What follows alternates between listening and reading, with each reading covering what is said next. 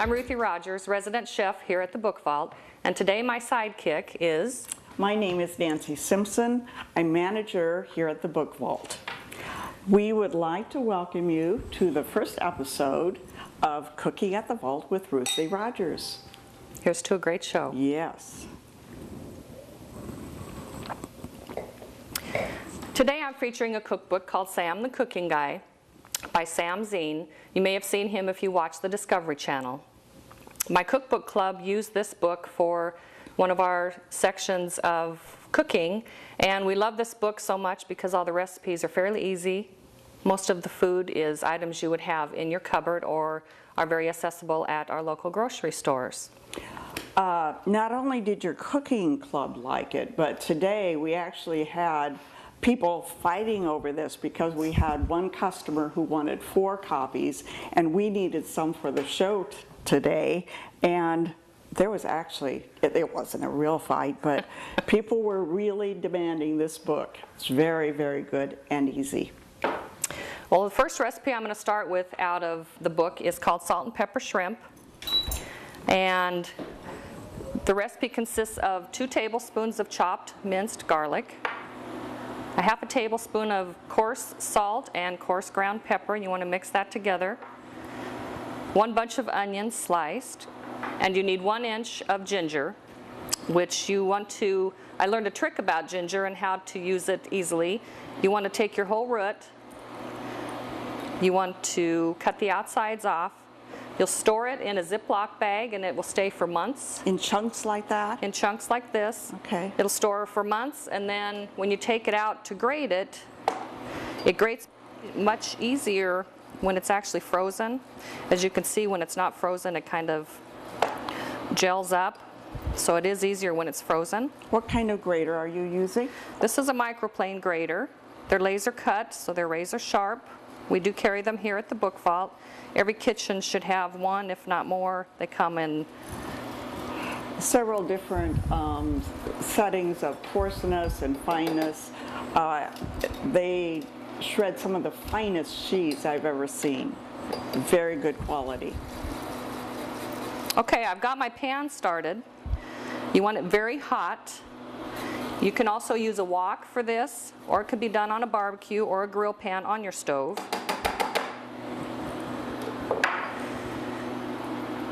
And you're going to start with some hot oil. You want to use either extra virgin olive oil or peanut oil, because it's going to get a very high temperature, and vegetable oil and canola oil can't withstand high temperatures. It'll burn, and you definitely don't want a burnt taste. And this is a healthy oil also, Plus right? it is healthy, one of the healthiest. You're going to start by sauteing your onions. Garlic. Your garlic, which gives a wonderful taste. Yes, you've got a nice hot pan. You want it smoking hot, because then it cooks faster. Saute all that together a little bit.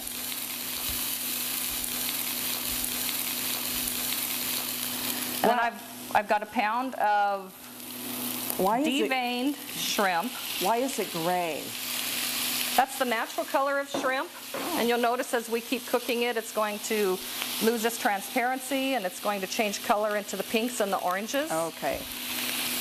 You want the shell on shrimp because it just makes it a little fun for peeling at the table. Some people probably disagree with that, but this is a really good recipe. If you have friends stop by for a drink, it's very quick. You can cook it right in front of them while they're sitting there having a beer or a glass of wine with you. And as you can see, the shrimp starts turning color.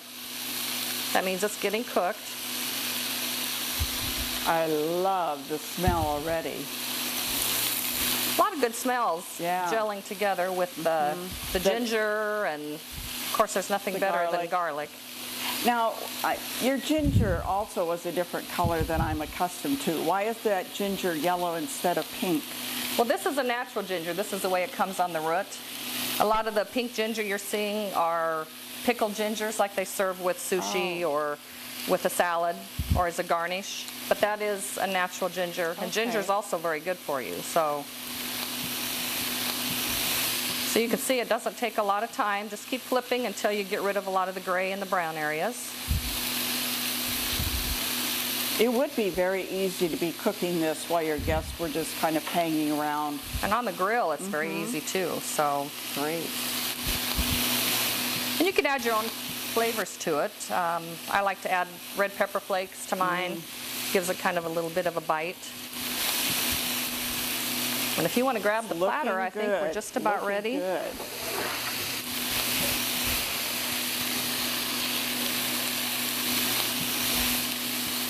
I wish you could smell this. It is really great. Okay, then you want to turn the power off. And you're going to add your salt and pepper.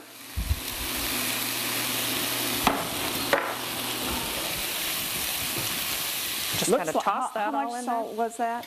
A half a tablespoon of salt and a half a tablespoon of pepper. Okay. And I like to use sea salt, a coarse sea salt, and then the pepper is one that I ground from a pepper grinder. Because you want it as fresh as you can get. This is one of the fastest Wasn't that appetizers. fast? I mean, how easy is that? Yes. Your house smells good. You have an easy And recipe. we have one that got away. Well, he'll just sit there. Isn't this beautiful? Okay, you better taste the one that got away. Oh. And I'll try this one. The only thing about doing it with the shell on is, what are we supposed to do with the shell? Well, You know, you'll set a sort of bowl out with your, an Emily Post thing. just set a bowl out and everybody can put their shrimp shells into it. That good? That is wonderful. We're going to take a Wonderful. quick break, and when we come back to Cooking at the Vault, I'm going to show you a fast and wonderfully delicious stuffed chicken breast. We'll be right back.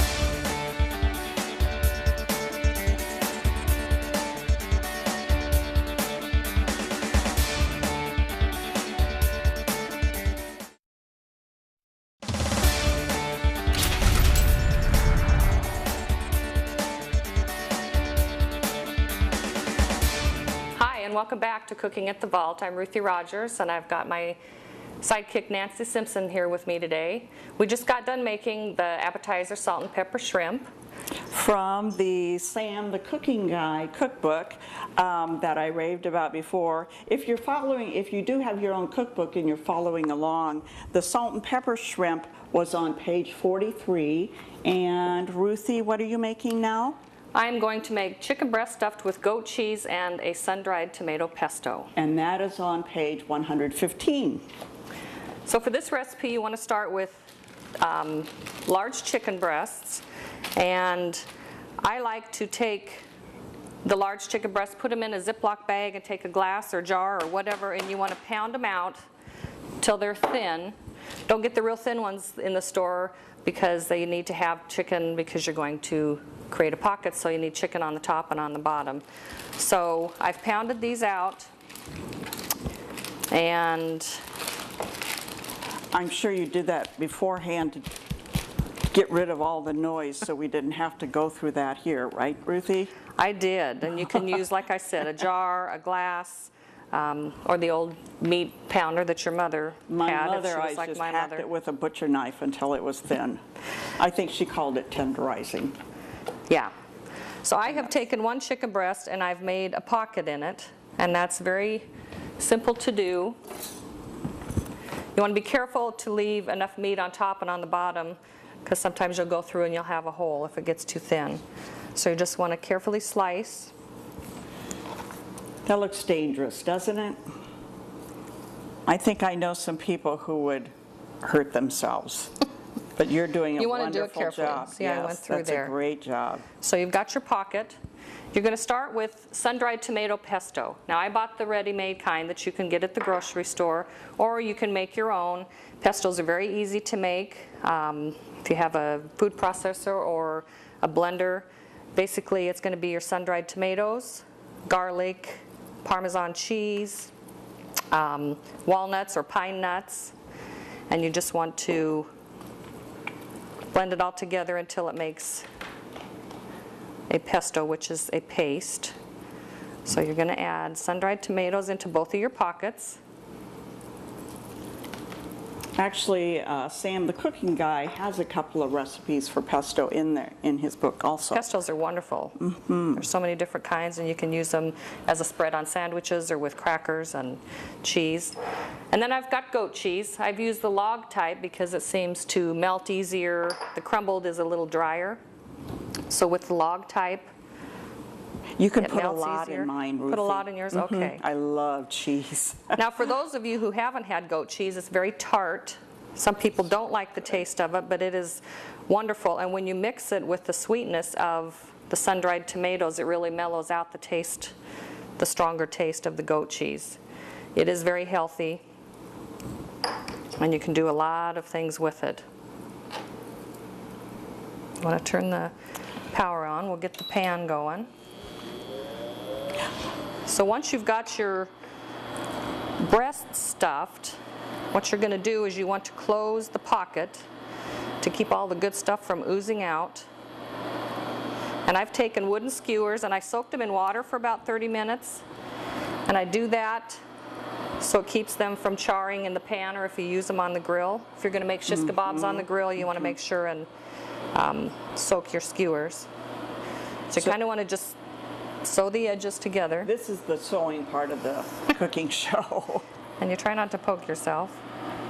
Plus, when you make them moist like this, it keeps them from splintering, because you don't want splinters left over in your food. Oh, good job. So you want to kind of close it up as best you can. That breast is very neat and tidy and ready for the fire.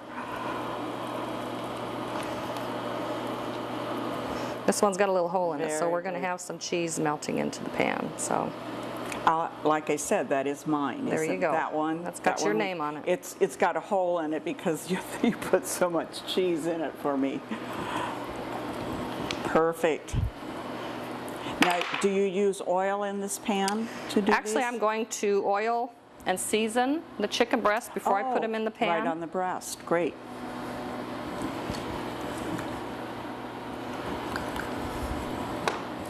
And just rub the olive oil in,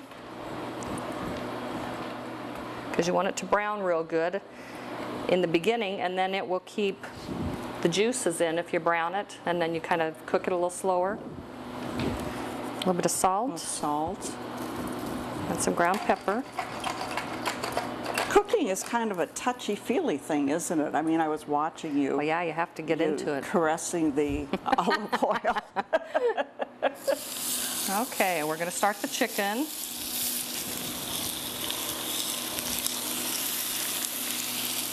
Oops, it came through on that side too. That's okay. You're going to season the other side the same way you did the first side.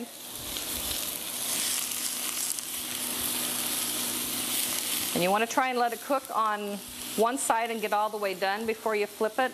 It's best to try and only turn the meat once if possible.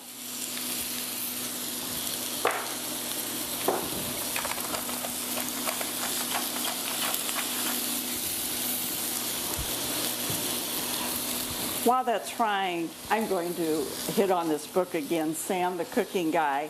He's got a wonderful section in here on salads, blackened corn salad, green bean and tomato salad. And this is what he says about salads. I finally realized a couple of years ago that salads were not just for women's lunches. I was like, damn, this stuff is really good. Go for it sometime. I think you'll be surprised. He does have some good recipes in there. Like I said, most of them are very easy. Now Are we on high? Yes? yep, just wasn't centered. Okay. I think, Ruthie, I think we should help this frying along a little, don't you? Do you think? Yeah, I think so. Okay. There. Okay. You want to cook the chicken about 8 to 10 minutes on each side, depending on how thick the meat is. And with this stove, Tell can me about really- this stove. Tell me about this. well, this is a induction stove. It uses special pans because it doesn't really have a burner. Oh my. It doesn't get hot to Isn't touch. that wonderful? Yet it I can conducts a feel lot of heat. it's You a can little see the warm bottom of from the the pan. pan, but you can just lay your hand on it. But that is a wonderful safety feature. It is, especially for here at the store when we do cooking demonstrations. We have to worry about children and whatever. But you can really control a precise heat with it, almost as good as with a Yes. gas stove. It's got, here on the front, it's got 2, 4, 6, 8, 9 different temperature settings. So it really gives you a very precise, the precise heat that you need. Okay, like I said, we're going to let this cook 8 to 10 minutes on each side, and we're going to use some Cooking at the Vault magic and have this chicken get done really quick. Go for it, Ruthie. Okay, I think the chicken is about done. It really smells delicious. Doesn't that smell good? I have a question about the frying. Okay. And this goes back to my mom too. She would have put a lid on this. Do you ever put a lid on it just to make sure it all gets done? Not unless I wanted it to retain a lot of moisture. Because if you put a lid on, you're going to get the steam. It won't get the browning. And it doesn't get the brown Okay. and kind of all the crusty stuff, which would make it awesome. I know. Some look of at my the cheese is oozing out. Well, I made a vegetable that I think we'll serve with this. You need something green with the meal, so. And speaking of vegetables, you know, lots of kids don't like vegetables, and our guy Sam has something to say about that. He says, I think kids hate vegetables because their first experience with them is cold and all mashed up in a jar. Can you blame them? Well, the vegetables Ruthie is making tonight is fresh baked asparagus, not cold, not mashed up, not in a jar. Ruthie, that looks Just wonderful. roasted asparagus. There is a recipe in the book. Oh, look at that cheese come popping out of there. Yep. You want to turn that off? Oh, that looks delicious. And this is a dish that you want to serve hot because, as you will see in a minute, a different knife. If you'll grab a different knife for me. When you cut it open, the cheese, actually we'll pull the skewers out first. Would you do that before you serve them Yes. to a guest? And then you want to cut into it. Oh, look at that cheese. Now the cheese just comes oozing out. Oh, it comes oozing And the out. pesto in there? Oh, it looks wonderful. Okay, I'll give Ruthie, you a I quick bite. can't wait to have a bite. I have to sample this, There you complete go. with my cheese and pesto. Aren't you going to have one? How good is that? The sweetness of the tomatoes and the goat cheese. I would think even people who don't like goat cheese would love this. Very good. It is wonderful. A meal fit for a king or a queen. Looks great, and a little wine on the side. You have Here we a go. wonderful entree. When we come back with Cooking at the Vault, I'm going to show you a fast and very delicious grilled pound cake. So we'll see you back here in a that few sounds minutes. wonderful.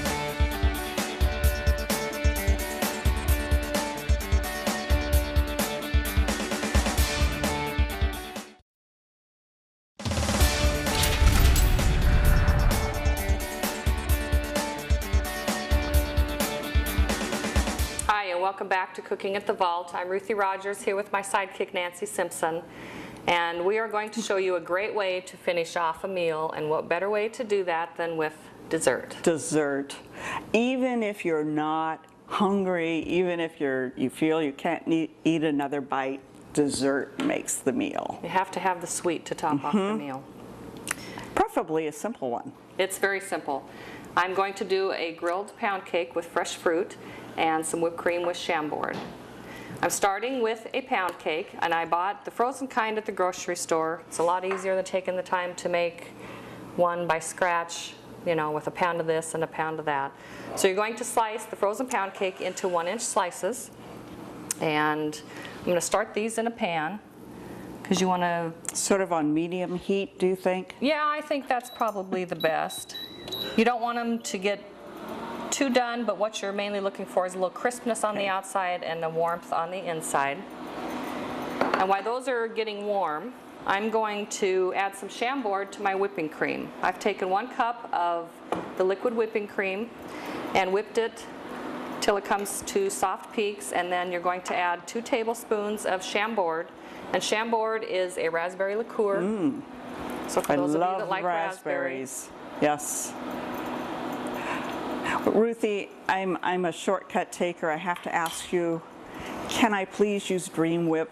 No, Cool Whip. Dream Whip was way back. Cool Whip is what we use now. Well, you probably can, but I like the real stuff. It probably is better. And if you want to, you can whip the Chambord directly in with the whipping cream. While it's whipping. You might flip those. One thing that Sam said, these are perfect. One thing that Sam said about the pound cake is that if you're making it out on the grill, the grill marks really look fantastic. Makes it look really cool. That really kind of finishes. That's all there really is to this preparing this dessert. That's all there is. You want to get it hot, and we'll do our serving plates. Oh, can you tell I'm anxious? Again, you don't want to cook it too much. You just mainly want to get them toasted so they're a little crisp on the outside and warm on the inside. Can you smell the sugar? Really. And I would imagine practice makes perfect with getting those to look that good. Serve up some whipped cream with the Chambord.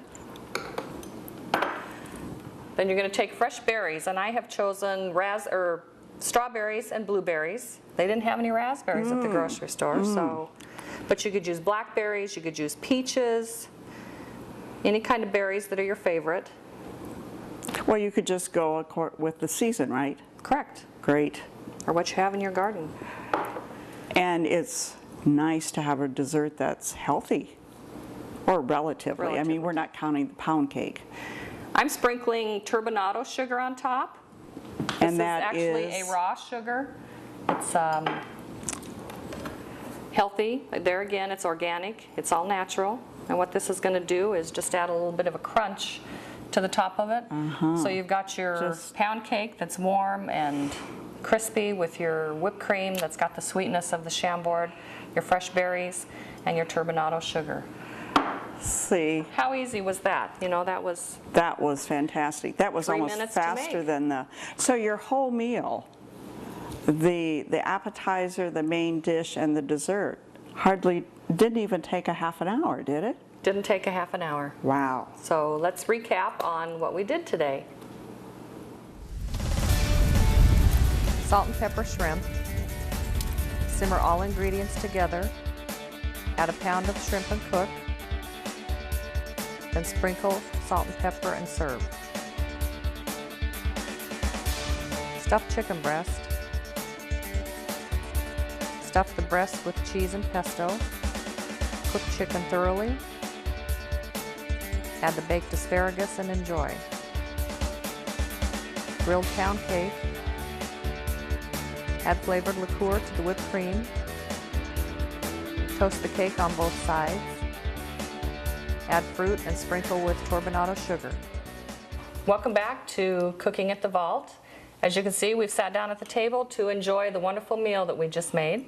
And this is what we've all been waiting for. Ruthie, I can't believe you turned out a complete meal in less than a half hour. It makes me ashamed for not cooking myself every night. How easy was that? This is wonderful, wonderful. Well, we're going to enjoy our meal, and we hope you'll join us next time on Cooking Here at the Vault with Ruthie Rogers. Great job, Ruthie. For today's menu card, as well as clips for upcoming episodes, go to the MCG website at www.mahaska.org. And for more healthy living recipes, go to Hy-Vee's website at www.hyvee.com.